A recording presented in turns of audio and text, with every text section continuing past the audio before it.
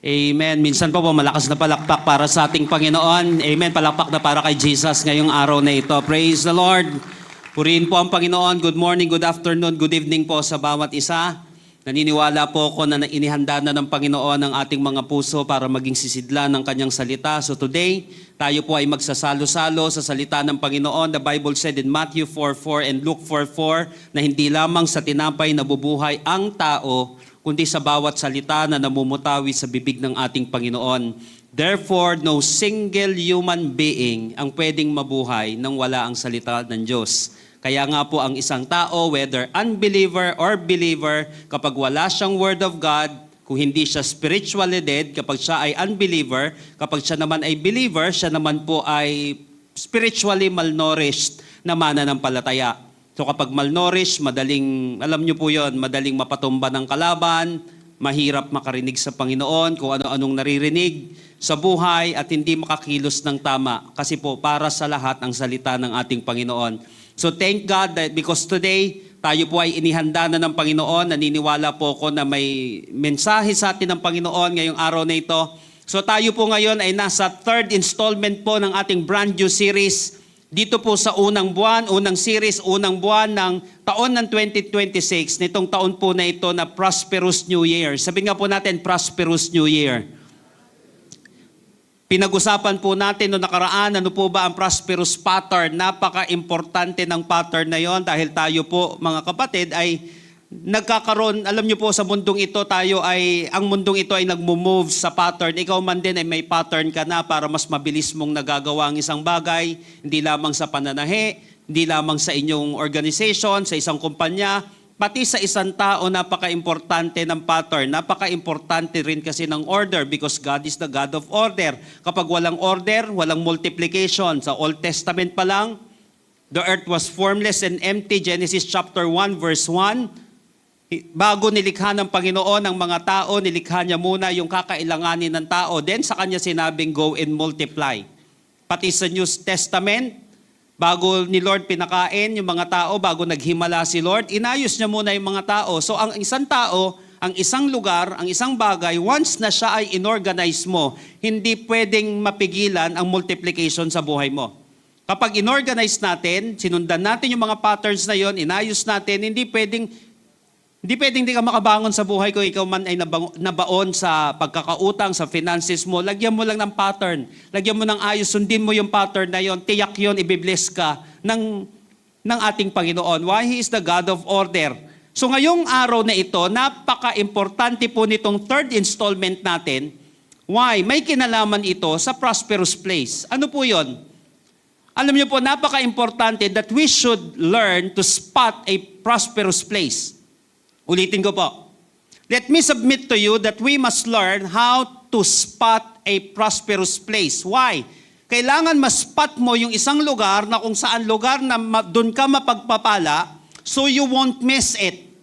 Kasi baka nandoon tayo sa lugar na yon, dire-reject natin. Mahirap kasi na ituring na kaaway ang isang kalaban at mahirap ituring ang isang kalaban na isang kaaway.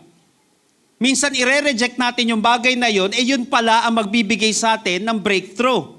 So, pagdating naman dito, pagdating sa tunay na prosperity, tunay na pagpapala na mula sa ating Panginoon, we should learn how to spot a prosperous place para hindi natin siya ma-miss.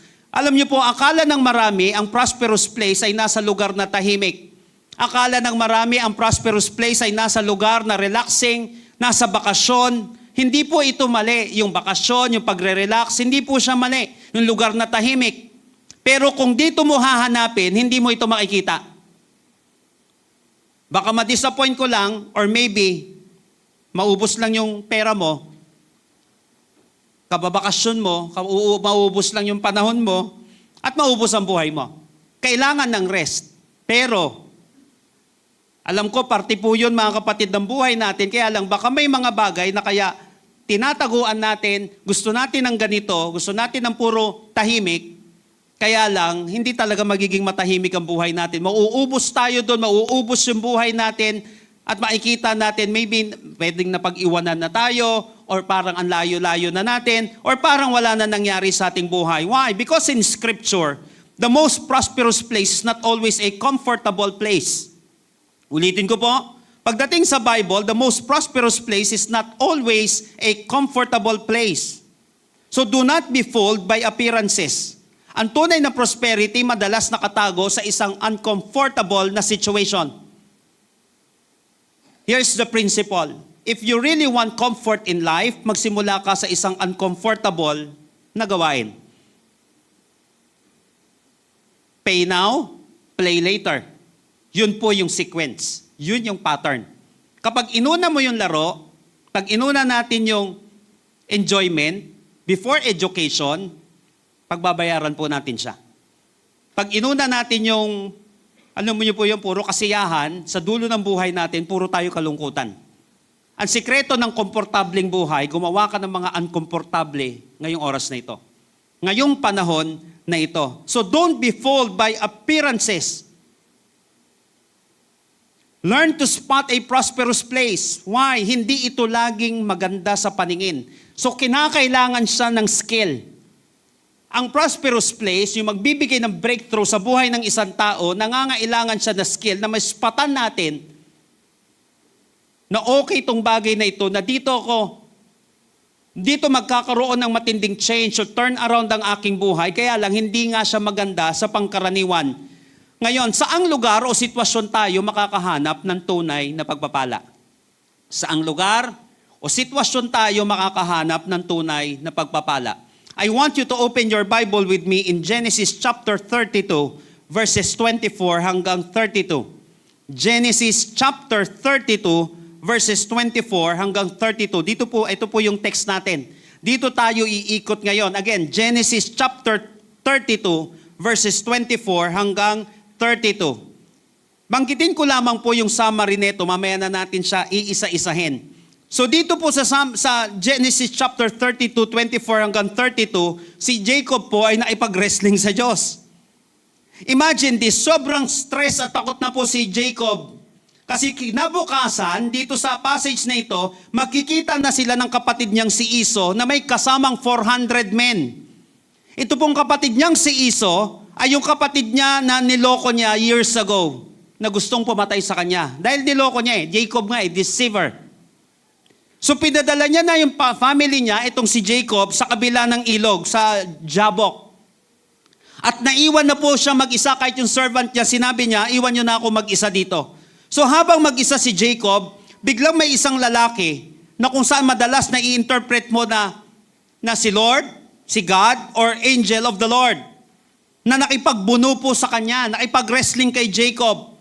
So tumagal yung laban nila, nung lalaking iyon, o nung angel of the Lord na iyon, hanggang madaling araw. Nung makita po nung anghel na iyon, nung angel of the Lord na iyon, na hindi nagpapatalo si Jacob, hinawakan niya po yung sakit ng hip ni Jacob, kaya na-dislocate ito at napilay siya. But kahit na po naranasan niya ito, at kahit na siya'y nasaktan at napilay, hindi bumitiw si Jacob. Sabi nung ka-wrestling niya, let me go, for it is daybreak. Let me go, for it is daybreak. Sumagot si Jacob ng isa sa most famous lines sa Bible. Genesis chapter 2, verse 36. Ito ang sagot niya. Nung sinabing, let me go, for it is daybreak. Napansin niyo po sa Bible, kapag may mga angel na ganyan, may mga anghel, parang nagmumukhang vampira, no? Ayaw na maarawan. Hindi po ganun ang ibig sabihin na natatakot sila. Kasi nga kapag nakita sila ng mga pangkaraniwan tao, kasi hindi sila pangkaraniwan. Usually sinasamba sila, usually kinatatakutan sila, o kaya may kakaibang mangyari dito, kaya ayaw na itong mga ito na may nakakakitang mga pangkaraniwan na tao o kaya napakaraming tao. Sabi nila, let me go for it is daybreak. Sabi ni Jacob, I will not let you go unless you bless me. Hindi kita bibitiwan hanggat hindi mo ko pinagpapala. Tinanong nung lalaki ang pangalan niya. At inamin naman ni Jacob na parang hiyang-hiya siya. Sabi niya, Jacob. Ang ibig sabihin ay deceiver. Nung sinabi nung lalaki, hindi na Jacob ang itatawag sa'yo, kundi Israel na. Because you have struggled with God and with humans, and have overcome. Hindi na deceiver ang itatawag sa iyo. Ang itatawag sa iyo ay Israel na because you have struggled with God and with humans and have overcome. Ang resulta, tinawag ni Jacob ang lugar na yon na Peniel. Ang ibig sabihin ay face of God. Kasi nakaharap niya ang Diyos pero buhay pa rin siya. Naglakad po siya papalayo, kaya lang paika-ika. Dahil nga napilay siya. Pero dala niya na po yung blessing. Dala niya na yung blessing at bagong identity niya. Alam niyo po sa buhay, napaka-importante nun. Mapapagod at mapapagod ka rin naman eh. Kaya lang ang mahirap, lumabas ka dito sa sitwasyon na ito, iika-ika, sugatan, pero lalo pang sugatan. Maganda yung napagod ka, pero may napala tayo. Nakuha po natin yon. Maganda yung napagod tayo, hindi lang tayo napagod, busy, pero naging productive tayo. Not busy lang, naging busy, pero natapon yung buhay natin. Di baling, sabi ko nga, di baling mapagod na ako, di baling masugatan na ako, di baling masaktan na ako, at least may narating tayo. At least nagawa natin ito. May resultang nangyari kaysa napagod lang tayo. Maraming mga tao, broken sila. After nyan, mas lalo pang naging broken. Parang nung nakaraan, may mga sinabihan po ako na mga kamag-anak namin, even mga leaders natin. Sabi ko po sa kanila, mahirap na nga yung buhay, lalo nyo pang pinapahirap. Parang ganito, sabi ko, ang dumi na nga ng mundo, dudumihan mo pa yung katawan mo. Lumabas ka lang sa EDSA, tad-tad na ng polusyon yan, sasaksakan mo pa ng bisyo. Napansin mo, patay ka na, pinapatay mo pa sarili mo, kasi ganyan yung mga spirit, unclean spirit. Alam mong ini-impluwensyahan ka na ng demonyo, ang hirap na nga ng buhay, pinapahirapan ka pa niya. Biruin mo, wala ka na makain, tapos nagda-drugs ka pa, o kaya bili ka pa ng bili ng pambisyo, tapos walang pangkain. Ano meron? Spirit. Iba't iba yung mga spirito na nag-iimpluwensya sa mga tao. Biruin mo, ang hirap mo na, pinahirapan mo pa ang sarili mo. Ang dumi na ng mundo, dinudumihan mo pa ang sarili mo. Ibig sabihin, may mga bagay na kung saan nag-i-influence sa taong yon. Kaya nga po dito, mula sa pagiging deceiver, na kung saan tumatakas siya, na ang pangalan niya ay Jacob, naging Israel. Ang ibig sabihin, handang humarap at kumapit sa Diyos hanggang sa makuha ang blessing. Akala po ng marami, ang prosperous place ay isang place of comfort, parang vacation spot o kaya bank vault. Pero sa buhay ni Jacob, ang place of greatest blessing or prosperity ay hindi isang palasyo. Ito ay isang maputik na lupa sa tabi ng ilog ng Habok. It was a wrestling ring. It is a place of struggle. So you must know how to spot a prosperous place so you won't miss it. Baka i-reject natin itong lugar na ito, itong sitwasyon na ito, na doon pala tayo tutubo. Na i-reject natin itong lugar na ito. Hindi, gusto ko buhangin, gusto ko white beach. Sabi nung seed, paano ka tutubo dyan? Kaya lang, gusto niya maganda, white. Ayaw niya ng maputik. Ayaw niya ng madumi, ayaw niya ng lupa. Hindi ngayon siya tutubo doon kasi ni-reject niya yung lugar na kung saan doon siya magpa-flourish. Nakuha po natin yon. We must know how to spot a prosperous place so we won't miss it. So join me in our message today entitled The Prosperous Place. Sabi nga po ulit natin, prosperous place. Saang lugar tayo makakahanap, makakaranas ng tunay na pagpapala? Naniniwala po ako na kaya mo mapapakinggan ang mensaheng ito. The Lord wants to change your life. The Lord wants to bless you this year. At hindi hahayaan ng Panginoon na mamiss mo ang mensaheng ito. Lahat po ng ready na mapagpala, mabago, matuto. Ngayong araw na ito, magsabi nga po ng malakas na amen. Number 1. Saang lugar tayo makakahanap ng tunay na pagpapala? Number 1. In verse 24, sabi dito, But Jacob stayed behind by himself. And a man wrestled with him until daybreak. Ulitin ko pa, Jacob stayed behind by himself. Mag-isa na lamang siya, and a man wrestled with him until daybreak. A man wrestled with him hanggang magbubukang liwayway. Unang lugar, number 1, is the place of challenge. Sabihin nga po ulit natin, challenge. Itong place, itong prosperous place na ito yung place of challenge. And a man wrestled with him until they break. The word wrestled po dito ay nanggaling sa Hebrew word na abak. Ang ibig sabihin nito, to grapple, to get dusty, madumihan, to struggle violently. Ito po yung challenge. Wrestling suggests personal conflict, hindi po siya distant warfare. Pag sinabing wrestling, ibig sabihin, may hawakan talaga dito. Hindi siya malayong gera na barilan na malayo, hindi po. Itong abak na ito, to grapple, to get dusty, struggle violently, na kung saan napaka-personal. So God didn't send an angel with a message.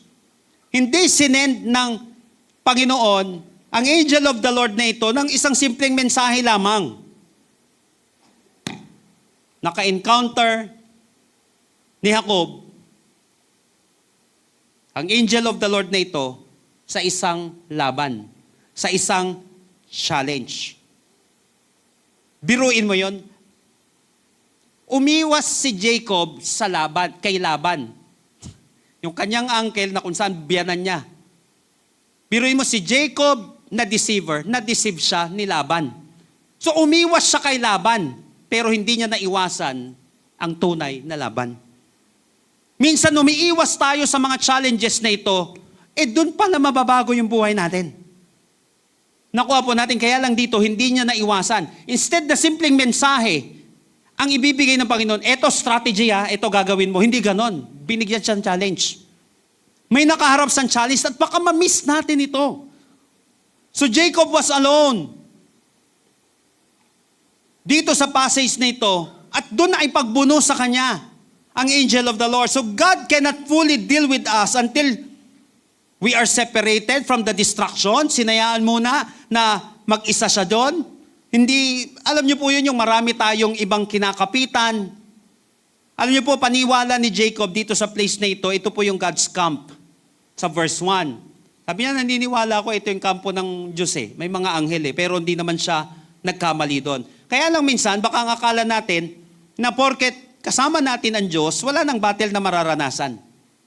Hindi natin alam, kasama pala talaga yun dun sa lugar na kung saan dun ka magpa-flourish. Parang isang halaman na hindi porket white beach ito, hindi porket white sand ito, dun mo nalalagay yung sarili mo. Kasi inabi natin, maganda dito. Naiiwasan natin minsan yung isang lupa, yung isang maputik, na kung saan dun pala tayo talaga magpo-flourish. So hindi nga nagkamali si Jacob, nagpakita sa kanya ang Panginoon sa anyo ng isang hindi pangkaraniwang lalaki na alam niyang si Lord yon kasi nakalagay doon sa verse 30. Ang matindi rito, pagka-encounter niya kay Lord, hindi ka agad blessing ang binigay sa kanya. Hindi ka agad blessing ang binigay sa kanya. Wrestling muna. So bago mo maranasan, sabi ko nga, yung komportabling buhay, you must learn, paano ka muna makaranas, kailangan humarap ka sa isang uncomfortable na sitwasyon. Kaya maraming mga tao nababaon sa buhay kasi gusto agad komportable. Pay now, play later. Gusto agad magpakitang gilas, bili agad ng ganito, bili agad ng ganon. Tapos mamaya, wala naman siyang pera. Nakuha po natin siya. Wala nang pambibili kasi gusto kalayawan agad Sa klase nila o kaya sa mga barkada, siya lagi may bagong, wala namang problema kahit pinakamagandang latest na sasakyan pag gamitin mo, latest na cellphone, walang problema yan kung napaghandaan mo siya. Kaya lang kung gusto agad natin isang komportabling bagay, wala naman tayong pang-maintain dun sa ganong klaseng lifestyle, sa dulong-dulo, maghihirap tayo. Sa dulong-dulo, tayo na yung mapag-iiwanan. Kaya napaka-importante, pay now, play later. Hindi, play now, pay later. Huwag siyang babalik na rin. Kasi yun talaga yung sequence na yon. So kung gusto natin mabago yung kapirahan natin, kailangan muna ng isang uncomfortable na situation. Hindi muna tayo gagaya sa iba. May tinatawag po na identity shift. Meron po akong coaching ngayong week na ito sa mga susunod. Ang lesson na po namin, identity shift na. Kailangan yon. Pero hindi yun yung una. Hindi siya yung una. Kasi napaka-importante, may mga manifesting nga na tinatawag. Manifest ka ng manifest, hindi ko mo naman, you have to embody it. Kapag gusto mo ang isang bagay na mangyari, kinakailan, nilalakaran mo siya. Hindi yung nagmamanifest ka, o magpe-flex ako ng kotse, magpe-flex ako ng mga pera dito, pero sa totoo, hindi mo siya ini-embody yung pagkakaroon ng isang ganitong klaseng buhay. Masipag muna yan.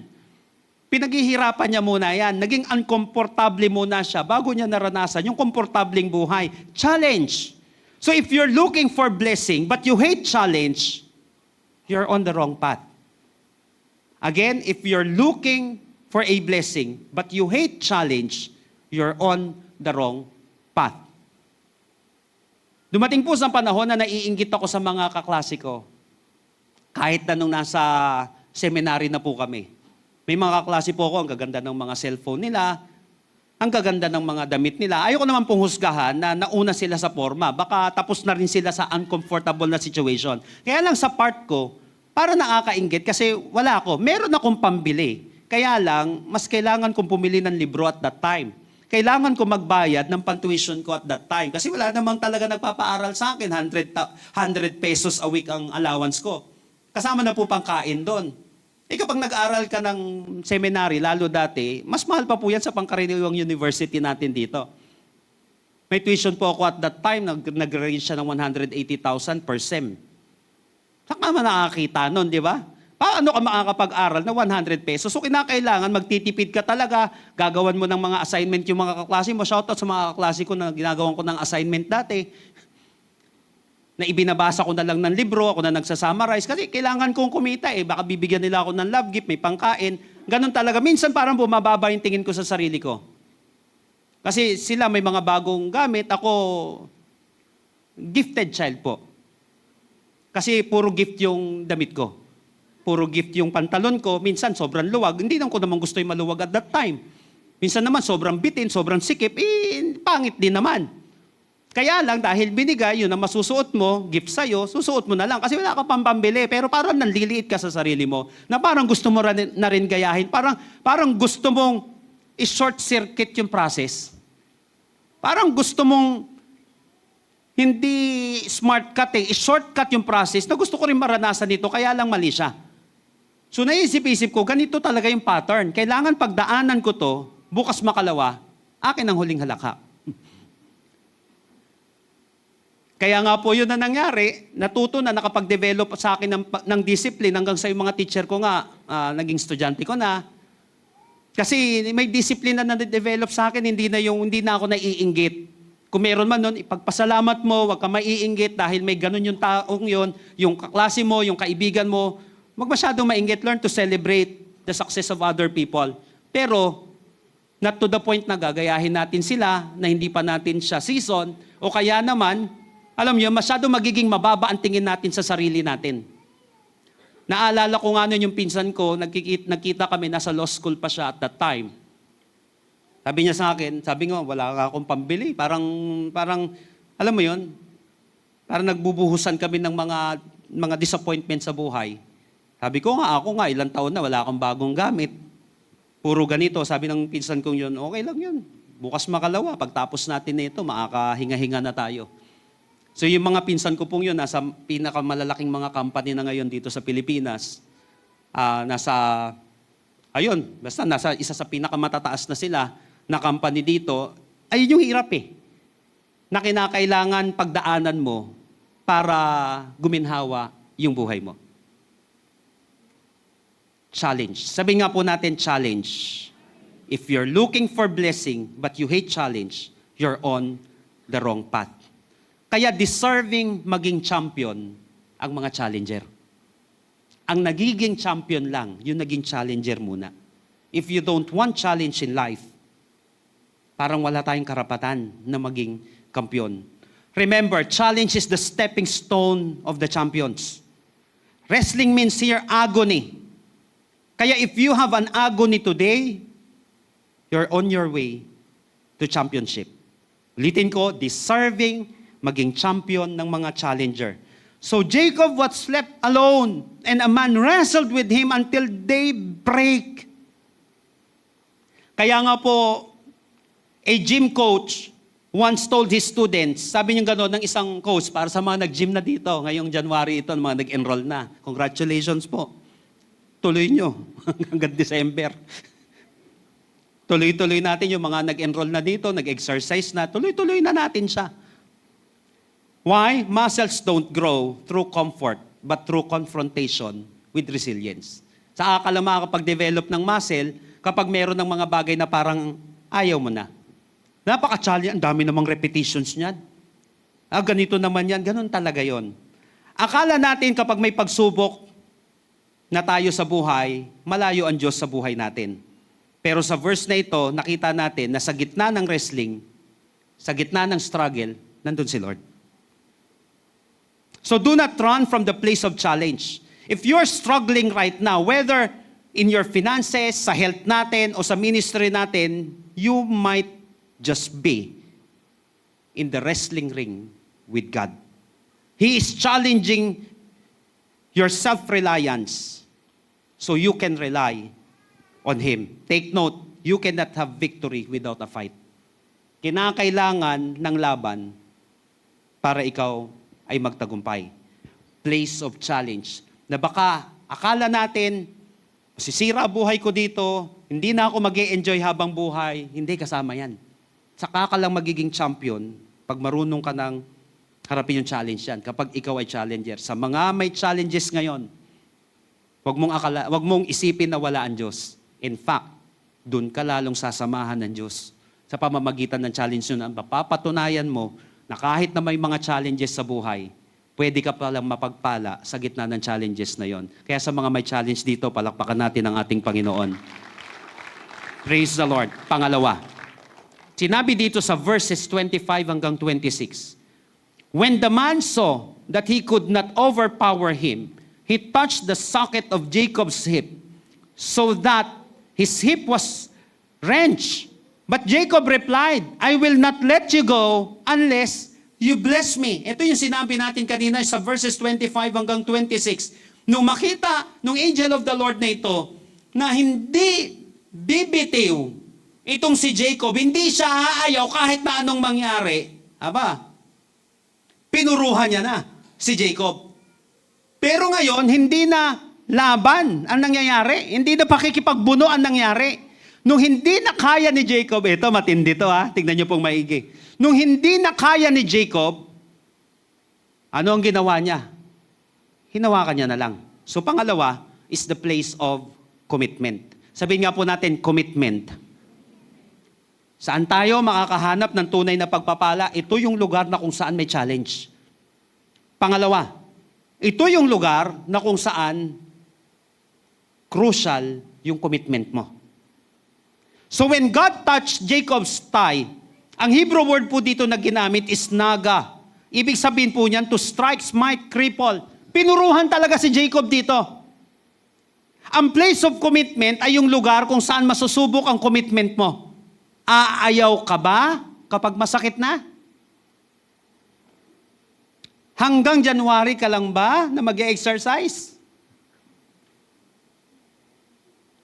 Kapag motivated lang ba tayo, doon lang natin gagawin ng isang bagay? Halimbawa, 10 kayo, pare-parehas yung negosyo na tinayo doon sa isang lugar na yon. Huwag ka agad matatakot kasi marami kang kalaban. Huwag kang mag-alala, hindi lahat ng negosyante, hindi lahat ng tao may commitment. Masaya lang yan sa umpisa pag motivated. Pero walang commitment, walang discipline. Tignan mo sa susunod, 3 na lang kayo dyan. Huwag mo lang aayawan, pagplanuhan mo lang maigi. Marami nagtayo ng ganitong negosyo, kung galing talaga yan kay Lord, tuloy mo lang, pagplanuhan mo lang maigi, of course. Ito kasi darating yung panahon na may challenge ka, na kinakailangan ilaban mo yan, at darating ang panahon na kinakailangan ikapit mo na yan ng matindi. Na I will not let you go unless you bless me. Hindi ko bibitiwan ang isang sitwasyon na ito hanggat hindi ko makukuha yung purpose ko kung bakit ko ginawa ito. Hindi ko bibitiwan itong negosyong ito. Hindi ko bibitiwan ang pag-aaral na ito o itong goal na ito hanggat hindi ko makukuha yung purpose na ito kung bakit ko pinasok ito in the first place. So Jacob was wounded, yet he refused to release the angel of the Lord. At nung nahirapan si Jacob, eto matindi, pag ang tao nahirapan na, ang tendency, bumitiw. Of course, may tinatawag na strategic quitting. Pero madalas, quitters never win and winners never quit. Instead na bumitiw si Jacob, ang ginawa niya, lalo siyang humawak. Kapag may mga ganitong sitwasyon na nagde-demand ng matinding pag-hold on natin o pagkapit natin, ikapit mo ng matindi. Because commitment means holding on even when it hurts. Commitment means holding on even when it hurts. Sa mga nagbibuild ng muscle dito, hindi paramihan yan ng itinaas baba na barbell. Ang gaan naman. Yung parang ayaw mo na, tapos push. That's commitment. Yung umaayaw na yung iba, tinatamad na yung iba, 100 kayo nagja-jogging dun sa UP. Ng January. Pagdating ng February, March, April, 10 na lang kayo. Doon mo na makikita yung mga committed na tao. Kasi hindi na siya hype. Nagde-demand na siya ng commitment kasi nakakasawa na eh. Same place. Minsan same na tao pa, same na lugar, same na ginagawa mo. Paikot-ikot doon, pa-jogging-jogging. Kaya lang doon na-develop yung habit. Bago naka-develop ng magandang habit ng isang tao, nag-commit muna siya. Holding on even when it hurts. Take note, blessing does not come to the strongest. Ulitin ko po, blessing does not come to the strongest, but to the most persistent. Marami naman mas malakas dyan eh. Marami naman mas maganda dyan. Mas marami na ba dyan? Mas maayos-ayos kaysa sa atin dati. Kaya lang, hindi naman doon nangyayari yung blessing eh. Doon sa mga persistent na tao. Ito matindi. Tingin ba natin, mananalo sa wrestling si Jacob laban sa angel of the Lord? Tingin niyo po, may panalo ba siya doon? Wala siyang panalo doon. Kahit 1,000,000 tao, kayong ubusin ng isang anghel eh. Nakuha po natin, isang wasiwas lang yun, ubus yan eh. Na kung saan mangyayari sa panahon ng Great Tribulation, na wala na ang church.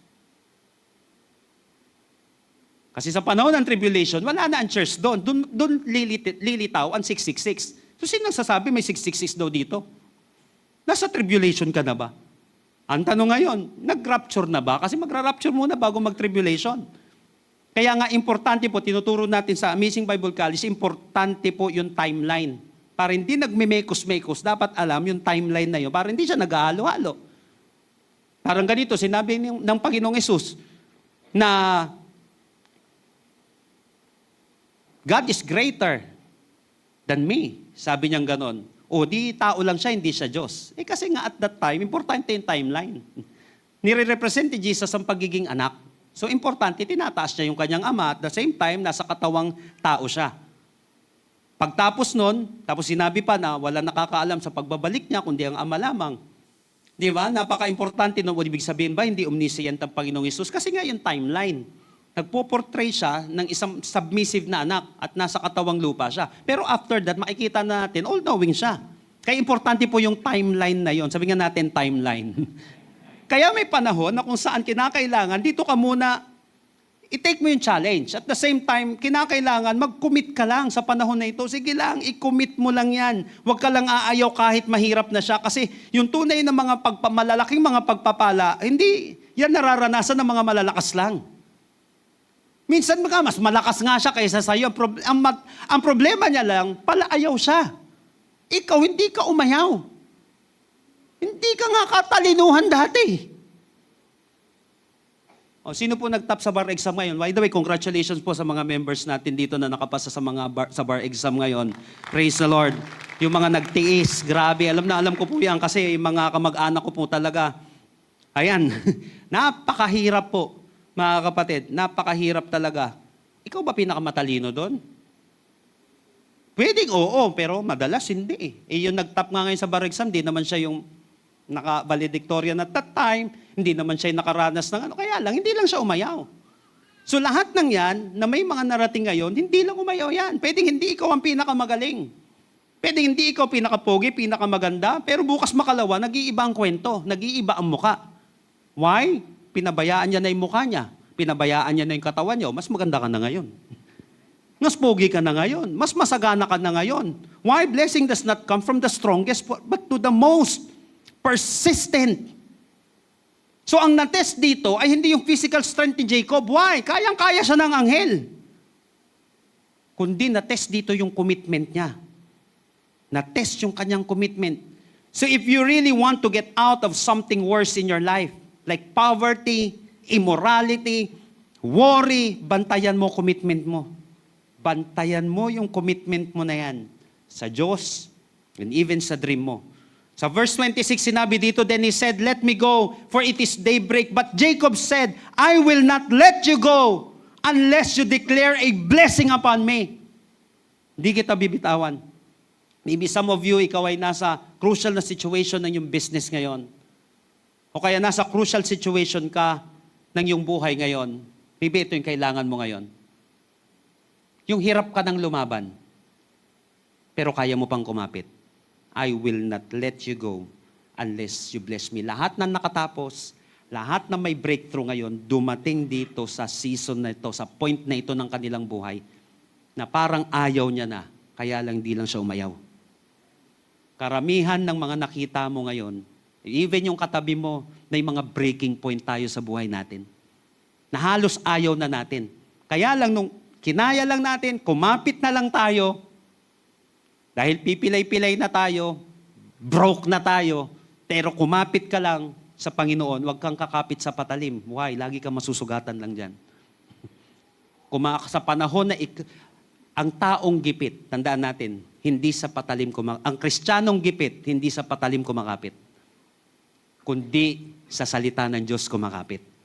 Kapag kay Lord ka nakakapit ngayon, kahit nagipit ka, kahit na mahirap maniwala ka, tama ang kinakapitan mo. Kasi wala kang ibang kakapitan kundi ang Panginoon lamang natin. Come on. Praise the Lord. Praise the Lord. Ang true commitment po, sinasabi natin, Lord, kahit mahirap, kahit masakit, hindi po ko bibitiw. Hanggat hindi ko nakikita ang pagkilos mo sa buhay ko. So don't quit praying just because it gets painful. Kang hihinto, hindi porket mahirap siya, hihinto ka na. Don't let go of faith just because life touched your weakness. Sumablay ako, nadapa ako, aayaw na ako. Hindi yan ang commitment.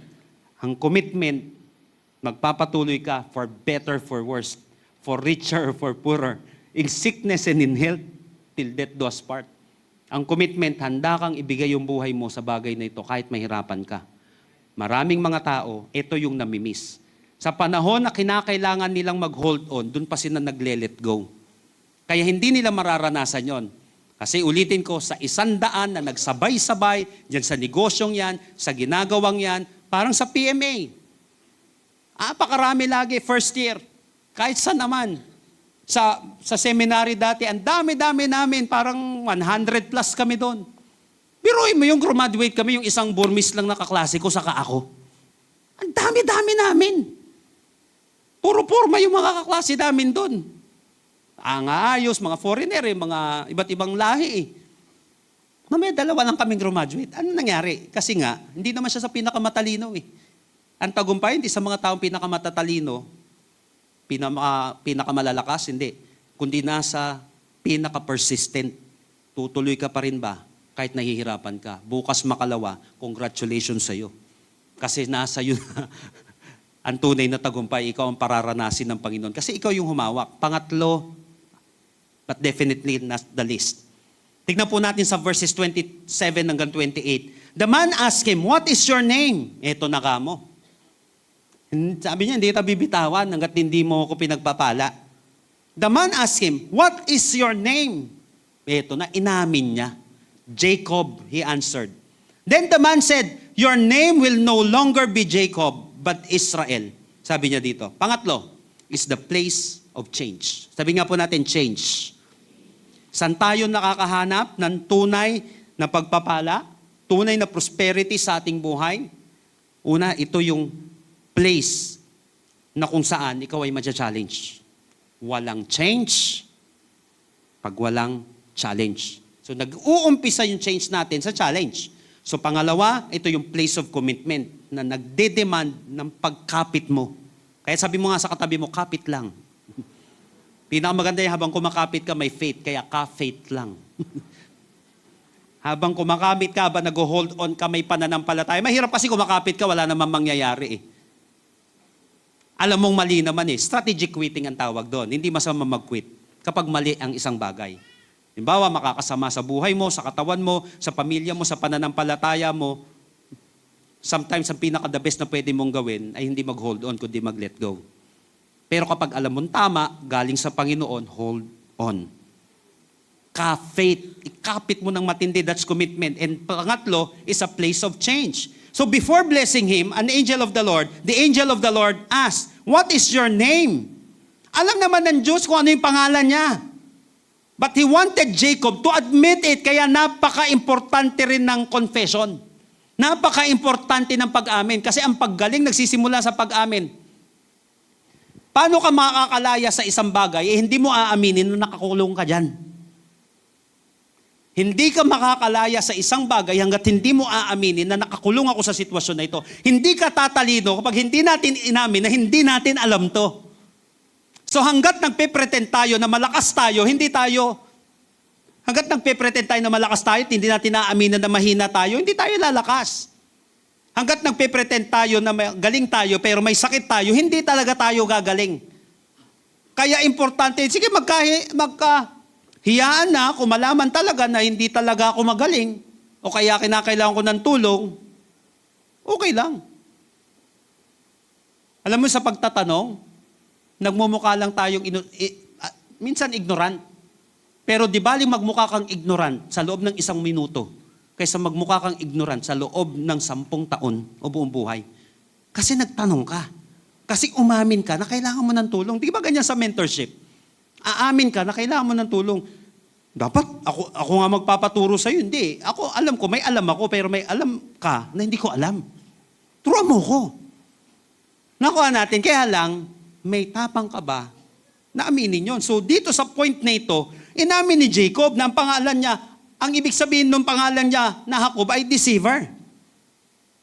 Napaka-importante ng confession na ito, ng pag-amin na ito. And then dito na nagsimula yung transformation. God gave him a new identity. So before God gives Jacob blessing, God changes his identity first.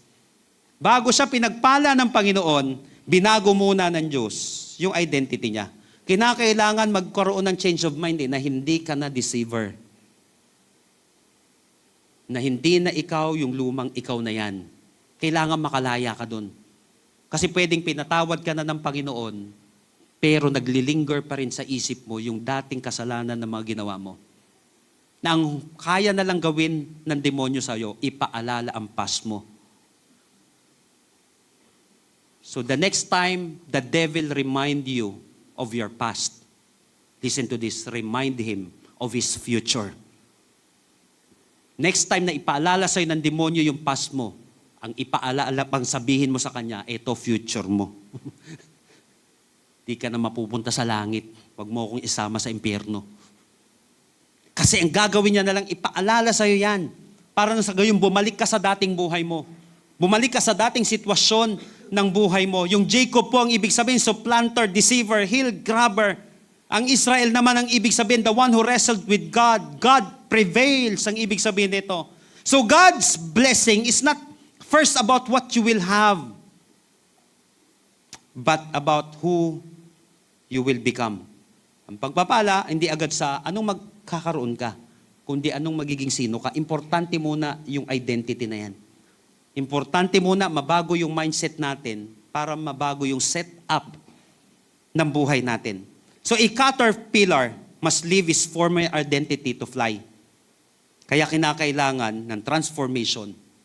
Pagdating sa transformation, napaka-importante isurrender natin ito. Napaka-importante ng place of change na ito. Kaya kung dito sa lugar na ito, dati kinatatakutan ko ang simbahan. Why? Baka lumubog ako, baka masunog ako, baka ganito. Pero sa totoo, alam ko, magpipreach kasi ito eh. Naku, baka ma-touch dito yung bisyo. Sa totoo, ayaw ko lang bumitiw sa mali. Sisisihin ko pa yung church. Sisisihin ko pa tong mentorship. Pero sa totoo, ayaw ko lang magbago. Kaya walang mababago pag wala tayong binago. Pero the moment na i-take natin itong change na ito, na itong pagbabago na nais ng Panginoon sa ating buhay, dun na talaga may mababago sa atin. So you can't enter a new season while clinging to an old name. Ulitin ko, hindi ka makakapasok sa panibagong season ng buhay mo kung hindi mo papasukin yung panibagong pangalan mo. Kaya nga po, ito, susunod na yung life retreat natin. Kaya may ganito tayo, identity shift na tinatawag. Pagdating doon sa life retreat natin, kung gusto mong umattend doon, gusto mong maranasan yon, sabihin nyo lang po sa mga leaders natin, mag-message lamang po kayo sa ating mga social media na platforms, and pwede po ito, napakabilis lang, hindi na siya 3 days. Ilang oras lang ito, ibigay na natin kay Lord. May identity shift kasi na mangyayari dito. So let God confront who you are, so God can release who you are becoming. Aminin mo na ganito ako dati, walang problema doon, aminin mo na nagkamali ka dati, aminin na natin na sumablay tayo dati, aminin na natin after niyan, gagaling ka na. Kasi may pagbabago na mangyayari sa buhay natin. So stop defining yourself by your past failure. Sino po sa atin dito, yung mga past failures natin, laging mo doon dinidefine ang sarili mo. Palibhasa kasi kayo, mga mayayaman kayo eh. Pinapalaya ka na nga ni Lord dyan eh. Kabagay na yan. Kaya laging mga bukang bibig natin lagi, yung past natin.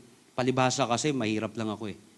Pero mo pinalalaya ka ng Panginoon hanggang ngayon, dala mo pa rin yung salitang yan, kahit iniba na ni Lord yung sitwasyon nyo. Para kang pinalabas ng Panginoon sa Egypt. Pinalabas ni Lord ang mga taong ito sa Egypt, place of slavery. Kaya lang, ang bukang bibig pa rin nila, Egypt, Egypt, Egypt. Hindi, balik na lang kami doon sa Egypt. Kaya mo ba kami dinala dito para dito kami ilibing sa disyertong ito? Biruin mo, parang ganito, born again ka na. Pero yung mga lingwahe natin ay pang-unbeliever pa rin. Pinagpapala tayo ng Panginoon, kaya lang, yung lingwahe natin, iba pa rin siya. So kahit na mag-manifest tayo na mag-manifest, kapag walang embodiment na nangyayari, wala din mangyayari. So importante itong change na ito.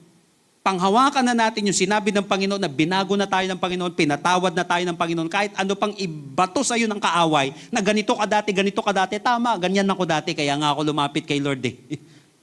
Tama, ganyan yung kahapon ko, kaya nga ako lumapit kay Lord ngayon, kasi ganun yung kahapon ko, inaamin ko naman yan eh. Pero ang importante ngayon, hindi yung dati. Ang importante ngayon, yung ngayon. Na kung saan, ito yung ngayon na pinatawad ako ng Panginoon, ito yung ngayon na minahal ako ng Panginoon, ito ngayon na binigay na ako ng bagong buhay ng Panginoon. Ang importante, hindi yung dati. Ang mas importante ngayon, kung sino ikaw sa mata ng ating Panginoon. Amen po ba? Come on, purihin natin ang Panginoon sa araw na ito.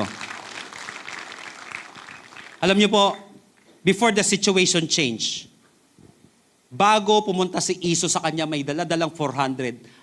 Ang ganda ng gawing pelikula to. Akala niya, yayariin siya ng kapatid niya. Kasi may 400 na tao eh. Sa dulong-dulo, niyakap siya ng kapatid niya. Pinagpala pa siya ng kapatid niya. At that time, may nirelease na blessing at forgiveness yung kapatid niya.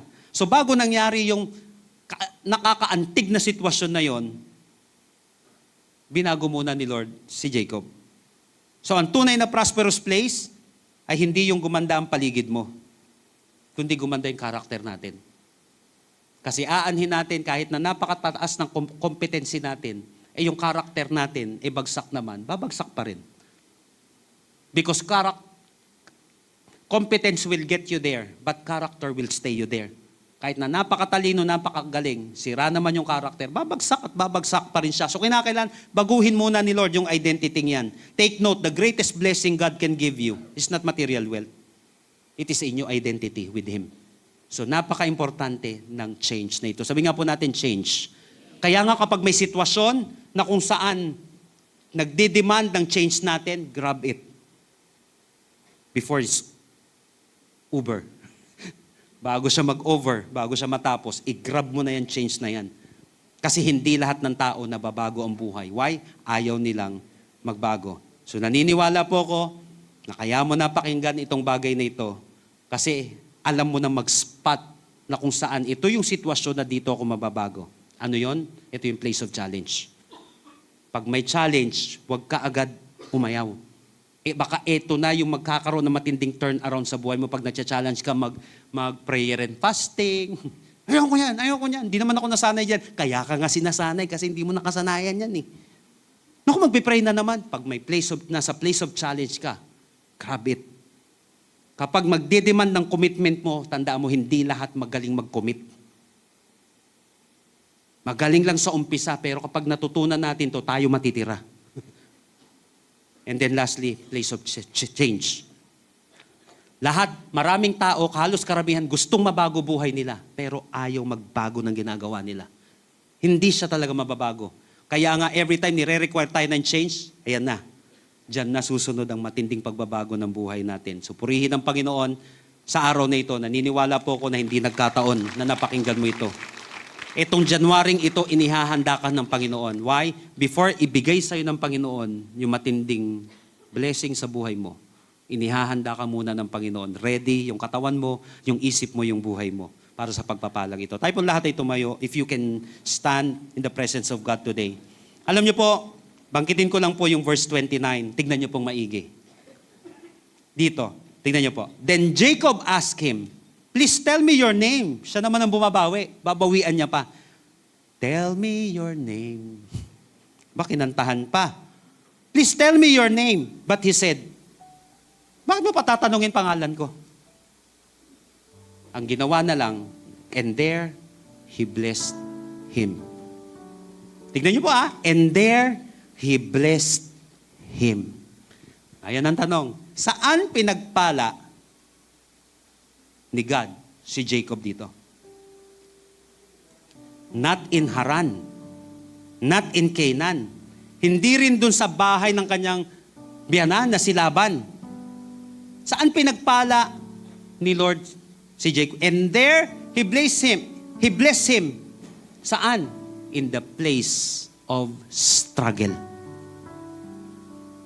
Doon siya pinagpala ng Panginoon. So don't ever tell me, hindi porket nasa struggle ka na ngayon, hindi mababago buhay mo. Hindi porket naghihirap tayo ngayon, nagkukumit tayo ngayon, alam niyo po yon, nasa challenge tayo ngayon, nasa situation tayo ng kinakailangan ng change ngayon, don't ever tell me na hindi magkakaroon ng breakthrough ang buhay mo. Kasi dyan pinagpapala ng Panginoon ang isang tao. Oprah Winfrey, mula sa pagiging victim ng childhood abuse at paglaki sa hirap, siya po yung kauna-unahang black female billionaire na media mogul. Nag-umpisa, hindi sa maganda. Sa place of struggle din, struggling. Jim Carrey, mula sa pagiging homeless, 16-year-old na nakatira lang sa isang van, naging first actor po siya na kumita ng $20 million sa isang pelikula lang. Sylvester Stallone, mula sa pagbebenta po ng kanyang aso sa halagang $50, pambili lang po ng pagkain, naging Oscar-winning creator po at bida ng Rocky. Dwayne Johnson o The Rock, mula sa pagiging failed football player na may $7 na lang sa bulsa, naging highest paid actor sa Hollywood. Colonel Sanders, mula sa pagiging broke retiree, natutulog na lang po siya sa kotse niya at the age of 65. Naging founder po siya ng Global KFC Empire. Walt Disney, mula sa isang bankrupt cartoonist na tinanggal po sa trabaho. Bakit? Dahil kulang daw siya sa imagination. Kulang daw siya sa imagination. Itong si Walt Disney, naging creator po siya ng most magical company on earth. Jack Ma, mula sa sweldong $12 a month na na-reject pa sa KFC, nagtayo ng Alibaba at naging isa sa pinakamayamang tao sa China. Howard Schultz, mula sa paglaki po sa isang housing projects sa Brooklyn, napalago ang Starbucks bilang world's largest coffee house chain. Michael Jordan, mula sa pagkatanggal sa high school varsity team, naging greatest basketball player of all time at billionaire entrepreneur.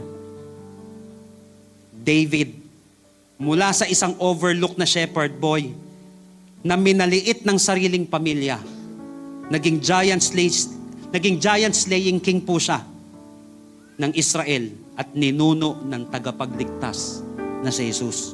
Joseph, mula sa pagiging slave na trenaydor at Alam niyo po yon, kinamuhian ng mga kapatid, nakalimutang bilanggo, naging prime minister ng Egypt at nagligtas sa mundo mula sa pagkagutom. Gideon, mula sa isang takot na farmer na nagtatago lang sa isang wine press, naging mighty commander na tumalo sa isang buong army gamit lang ang 300 na tao. Indeed, God can turn your brokenness into breakthrough. God can turn your brokenness into breakthrough. Sana mas pat natin itong prosperous place na to. Why? Kasi kapag alam na natin siya, hindi mo siya i-reject. But you will embrace it. The precious place is where God challenges you. Or the prosperous place is where God challenges you. Kung saan may challenge, maniwala ka, pa-prosper ka doon ni Lord. It is where God deepens your commitment. And it is where God changes you. Naalala ko po yung sinabi ni A.W. Tozer. Sinabi niya po minsan, that the Lord cannot fully bless a man until He has first conquered him. Hindi mapagpapala ng Diyos ng todo ang isang tao unless makonquer niya muna siya ng buong buo.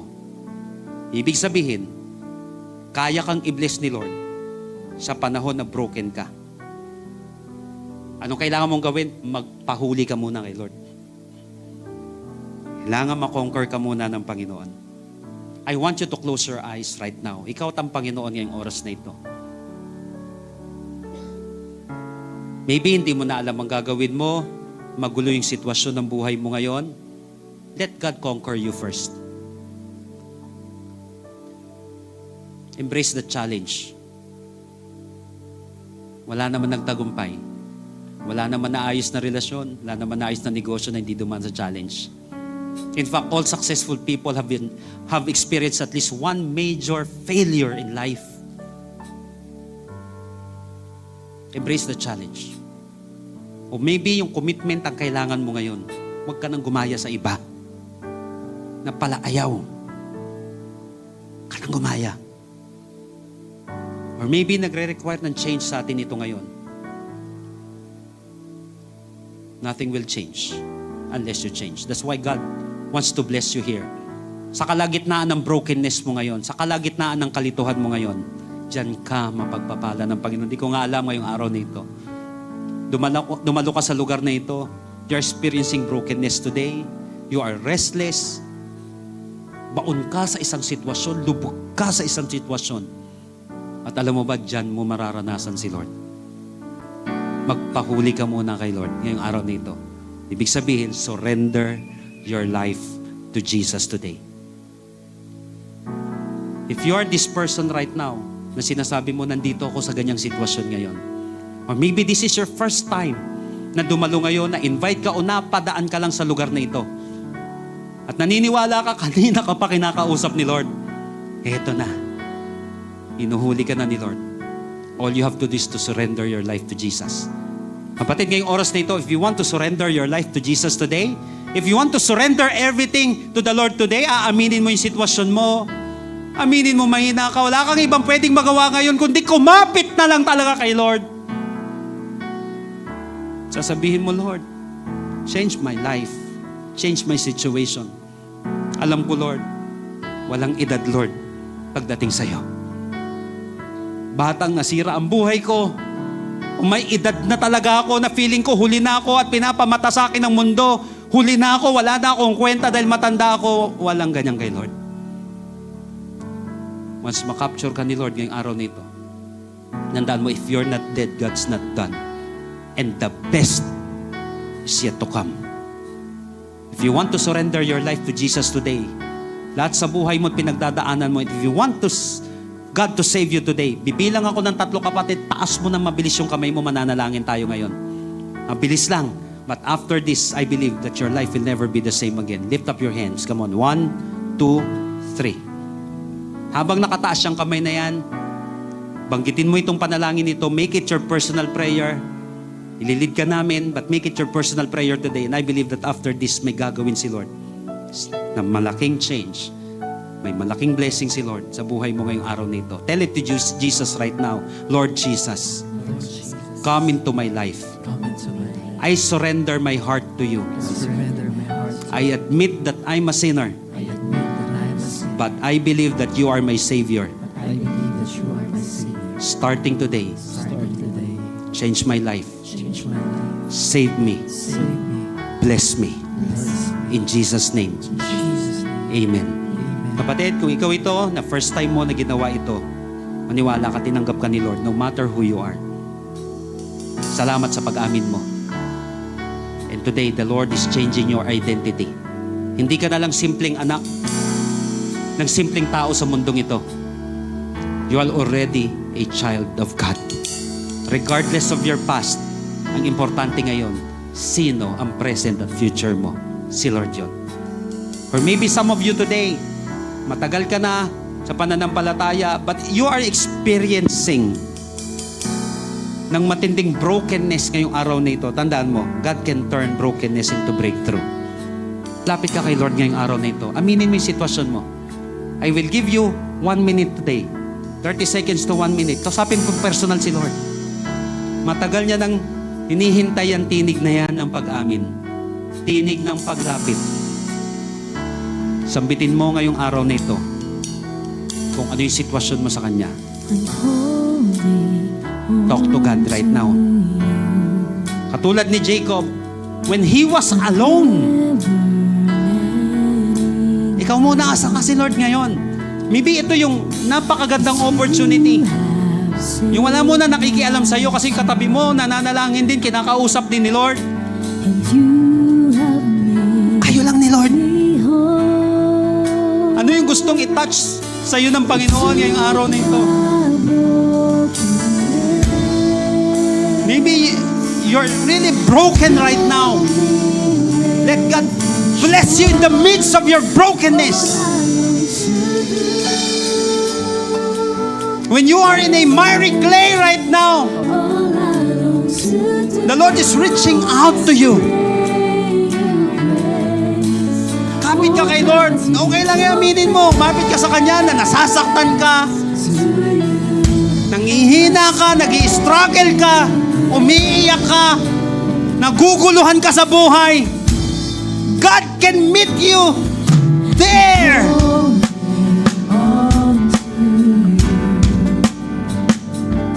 God can encounter you in your struggling moment. Maybe your family, your business is struggling right now. God can turn your brokenness into breakthrough. God can bless you in the midst of your trouble, in the midst of your loneliness, in the midst of your brokenness, in the midst of your feeling worthless.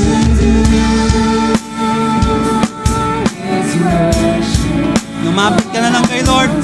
Isamba mo na lang yan kay Lord. Ipanalangin mo na lang yan. Hindi sayang yan, tinig na yan ngayong oras na ito na ibinibigay mo sa Panginoon. Sapat ang grasya ni Lord. Hindi mo kinakailangan maglakas-lakasan. That's why may grace na tinatawag. Dahil kayang ibigay sa'yo ng Panginoon yung isang bagay na hindi mo deserving.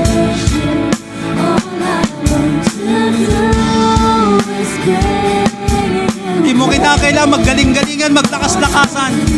Lumapit kang mahina kay Lord. Lumapit ka nag-struggle kay Lord. Lumapit kang umiiyak kay Lord. Lumapit ka naghihina kay Lord. Lumapit ka kay Jesus.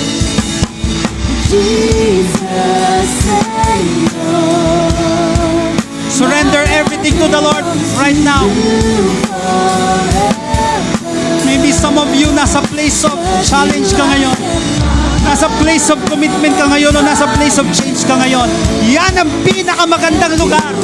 Yan ang pinakamagandang sitwasyon na ma-encounter mo si Lord ngayong araw na ito.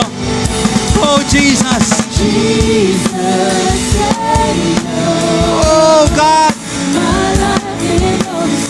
Let your hand be with your people, God. Let your healing touch, Lord, flow right now. Come on, for the last time. Declare the name of Jesus. Oh, Lord. Jesus, Savior, my life belongs Oh, Lord. to you forever.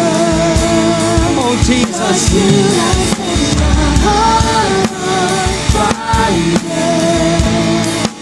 and you have set me free.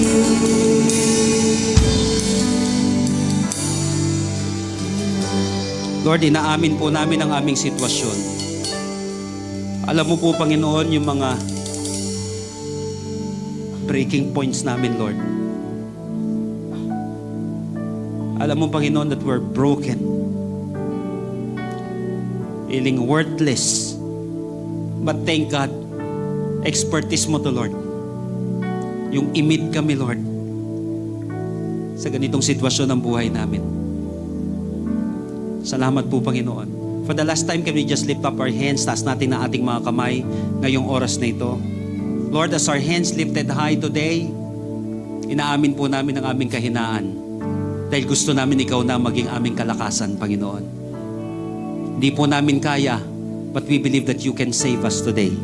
Salamat po sa salita mo, Panginoon, ngayong araw na ito. Itong place of challenge na ito, commitment and even change na ito, Lord, nasamahan mo kami. At magbabago ang buhay namin. I-bless mo po ang bawat isa. At gawin mo pong pagpapala ang bawat isa. We will never let you go unless you bless us. Salamat po, Panginoon, dahil ngayong araw na ito, yung blessing mo ay sumaamin. Lord, hindi kami lalabas dito sa lugar na ito, Lord, na hindi dala-dala ito. But thank God, Lord, makakalabas kami ng pinagpala para maging pagpapala din sa iba. Ito po ang aming panalangin sa pangalan ni Jesus. Lahat po'y magsabi ng Amen and Amen. Come on, lahat ng pinagpala ni Jesus, mas malakas na palakpak para sa Kanya. Come on! Palakpak ng pinagpala, palakpak ng binago, palakpak ng blines ni Jesus ngayong araw na ito. Come on! Hallelujah! Praise the name of Jesus today! Bless His holy name! Come on! Oh God, hallelujah. We bless your name, Lord. We bless your name. Oh Jesus. Amen. Bago ka umupo, declare mo at least 2 o 3 tao. Sabi mo sa kanya, God bless you. Sige po, isa po pong malakas na palakpakan po para kay Lord.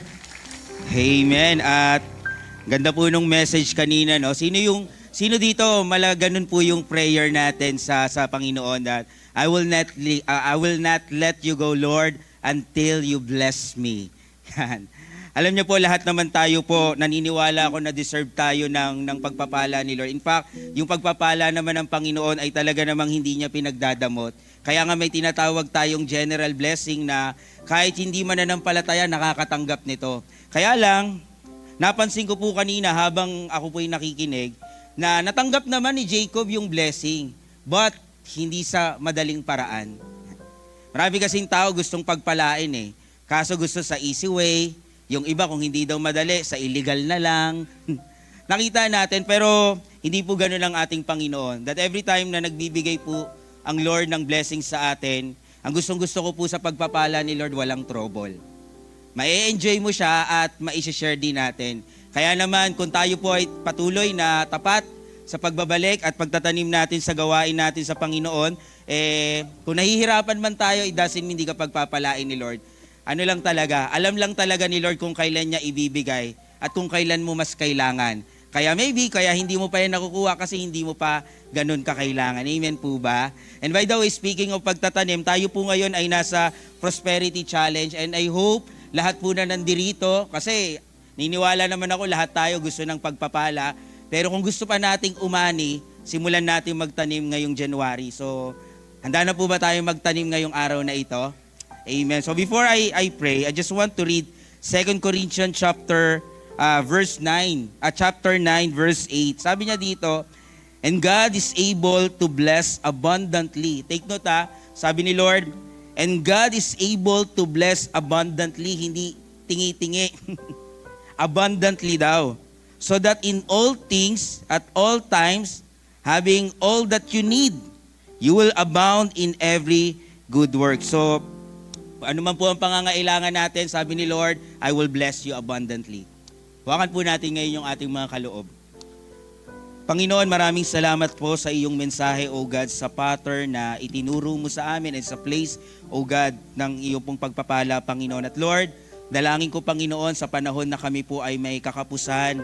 Lord, I pray, Panginoon, na makita namin na ang susi, Panginoon, sa breakthrough namin ay pagtitiwala ng pagbibigay sa iyo, Panginoon. Ganun din, Lord, kapag sumasagana kami, Lord, nawa, Panginoon, hindi pang hihinayang yung aming nakikita. Bagkus, Lord, lalo pang lumalaki yung pananampalataya namin na kaya meron kami kasi pinagpapala mo kami, Panginoon. And Lord, sa lahat po na magtatanim ngayong araw na ito, pagpalain niyo po sila nang sa ganun ay maging pagpapala pa sila. Bless them abundantly, Panginoon, for they will become a blessing, O God. Salamat po, and excited po kami, Lord, sa mga testimony mo uli na gagawin sa bawat isa. Lord, kagaya ni Jacob, Panginoon, yung pagpapala mo ay hindi lang para sa kanya, kundi para sa aming lahat, Panginoon. Lord, we thank you and we honor you, and this is our prayer in the mighty name of Jesus.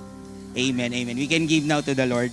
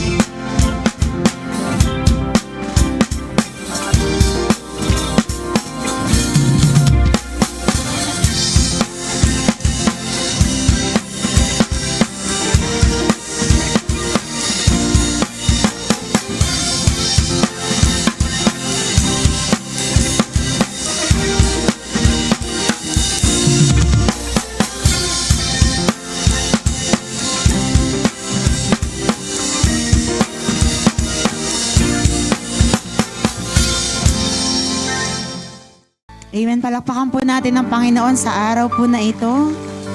Who among you here, you are blessed by the Lord today?